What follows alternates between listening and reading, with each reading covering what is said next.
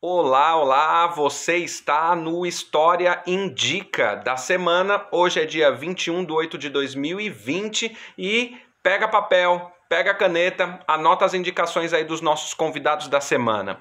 Dia 17/9 nós recebemos aqui o Carlos Mota, lá do Piauí, e ele falou pra gente com o tema Palavras são navalhas, dois pontos, discursos políticos na imprensa durante a ditadura militar. Então ele estudou a imprensa no período da ditadura militar e trouxe pra gente essa experiência. E agora fica com as indicações dele aí. Oi, pessoal, eu sou Carlos Mota e eu participei da TV História em Casa nessa semana, onde nós discutimos acerca da imprensa durante a ditadura militar e, com base nessa discussão, me foram pedidas algumas indicações de leitura que podem facilitar nessa análise da imprensa desse período. Então, eu trouxe aqui alguns livros que eu acho que são relevantes para discutir o assunto. O primeiro se chama Um Acordo Forçado, que é da Ana Maria Smith. Ela é uma historiadora estadunidense que faz estudos acerca do Brasil e é muito interessante porque ela traz essa dimensão da autocensura durante a ditadura militar. Outro texto se chama Síndrome da Antena Parabólica, que é do Bernardo Kucinski, que é um jornalista com estudos na área da história, que fala com base em algumas matérias jornalísticas do período e como a autocensura também atuava. Ele traz essa dimensão da censura empresarial também, porque como as empresas eram, os jornais eram empresas jornalísticas, eles seguiam algumas normas empresariais também. Outro texto é A Censura Política na Imprensa Brasileira, que é um texto do Paulo Marconi. É um texto produzido ainda muito próximo ao regime militar, ainda acho que 1981. Então ele traz uma dimensão muito presente da época.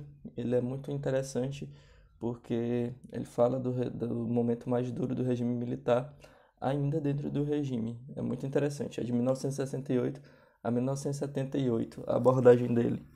Outro texto que eu acho muito bom é A Censura na Imprensa e Estado Autoritário, que é um texto da Maria Aparecida Aquino, que ela trabalha com dois jornais paulistas, o Estado de São Paulo e o Movimento, um que era mais da grande imprensa e outro que era mais da imprensa alternativa, e ela traz várias dimensões da censura, traz a dimensão empresarial, traz a dimensão da autocensura, traz a dimensão política. Outro livro que eu acho muito bom é Cães de Guarda, que é da Beatriz Cuchny, que é uma historiadora que faz um estudo da imprensa desde o ato institucional número 5 até a Constituição de 1988. Então, um recorte muito grande que dá conta de praticamente todo o período mais duro da ditadura e que também faz uns paralelos, né, entre os governos Médici, entre os governos do Geisel, entre os governos do Figueiredo e chega até o governo Sarney. É muito interessante. Aqui é um livro que é de uma história mais geral acerca da imprensa como um todo no mundo, Censores e Ação, do Darton, Robert Darton, que também é muito interessante porque ele pega vários contextos, pega da história da imprensa na Índia, pega da história da imprensa na França, na Alemanha e, de certa forma, para quem estuda a história da imprensa em qualquer contexto, ele é excelente. Aqui eu trago um texto que é sobre a história da imprensa e de um governo no Piauí, que é o Recinto do Elogio e da Crítica, que é um texto de uma historiadora piauiense, que também trata daquele assunto que eu falei da imprensa, com ênfase no governo do Alberto Silva, e fala justamente o título Recinto do Elogio e da Crítica, fala dessas maneiras que esse governante tinha de residir na memória do piauiense, ou seja, ele estava sempre entre o elogio e a crítica para as pessoas daquele período. E ele é da autora Cláudia Cristina Fontinelles. Além disso, eu trouxe também alguns outros textos que não são necessariamente da imprensa, mas que são muito interessantes para se falar desse regime militar. Esse daqui se chama Livro Negro da Ditadura e desde do seu prefácio ele deixa claro que esse termo livro negro é muito problemático, porque traz a ideia de negro como algo negativo, mas que foi um texto produzido ainda durante o regime militar. Ele não tem autoria, ele é um livro anônimo, porque ele rodou durante o regime militar, durante a ditadura militar, como uma forma de denunciar várias arbitrariedades que aconteciam. Então eles ressaltam que no momento em que eles produziram um livro, ainda não havia essa problematização que nós conhecemos hoje, ainda não tinham sido feitos estudos onde essa palavra negro ela passava a ser problematizada, e é que eles usam o título negro como negativo, mas eles logo na capa, no prefácio, eles explicam a conotação da época, que eles não tinham consciência do debate, que isso poderia ser um termo racista. E, além disso, eu trago também um livro que é muito importante para estudos de política em geral, que é do Foucault, Michel de Foucault, Microfísica do Poder, porque ele traz essa dimensão do poder que eu falei, né? Além disso, eu trouxe alguns outros livros, mas acho que já falei muita coisa. Eu queria concluir com esse, que é da Ana Cristina Camargo, que é A Liberdade é uma Calça Velha, Azul e Desbotada. É um livro que fala sobre a publicidade ainda na década de 50 até o golpe de 1964. Como a publicidade era utilizada nesse período, é um momento que vai também conectar muito a história do Brasil com a história dos Estados Unidos, com a história da Europa, porque vai falar sobre essa conexão pela forma do consumo e pela forma da publicidade.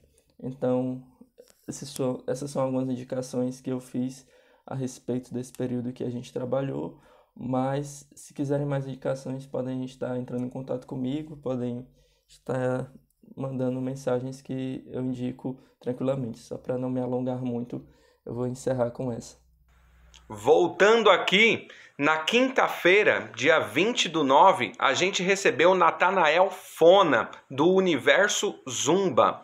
E ele é da Guiné-Bissau, né, na África, e ele lançou um livro recentemente chamado Muzumba, uma história da África pré-colonial. E ele trouxe para a gente aqui essa vivência dele de ter nascido na Guiné-Bissau, vir para o Brasil estudar, ele está na sua segunda graduação, lançou seu primeiro livro aqui no Brasil, já escreveu 2 livros lá na Guiné-Bissau quando era jovem, e fica com ele aí também com as indicações para a gente aprender um pouco mais a respeito da África.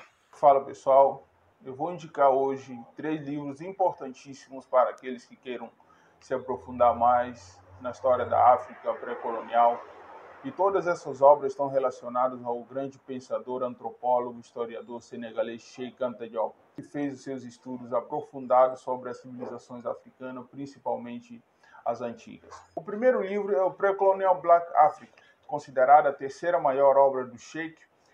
Nela, ele se preocupou em demonstrar a importância da reconstrução das civilizações africanas e principalmente a sua contribuição para as civilizações ocidentais, em especial greco-romana. O segundo livro é sobre as origens africanas das civilizações, mito ou verdade. Nesse livro, ele se ocupou em demonstrar, através de dados científicos, arqueológicos e antropológicos, históricos também, de que a civilização egípcia é uma civilização protagonizada pelos africanos, portanto, é uma civilização negra. Terceiro e último, intitulado Cheikh Anta Diop, ou A Honra de Pensar, não foi ele quem escreveu, mas são coletâneas de seus pensamentos. É um livro tanto contraditório, que fascina alguns e também suscita desconforto em outros, mas que traz uma abordagem diferencial no que tange às crenças das civilizações africanas e das suas contribuições no mundo como um todo. Pessoal, espero que tenham gostado dessas 3 indicações aí para que possam se debruçar da história do velho continente. Bem, é isso. Então, seguinte, se não segue ainda, siga nossos convidados, nos siga Comente, compartilhe, salva para ver depois, para anotar, pega papel, caneta, volta, anota. Se tiver sugestão também de leitura a respeito dos temas que a gente conversou aqui, coloca aí nos comentários, então construa com a gente esse momento de aprendizagem. E a gente se vê nos próximos programas. Até lá!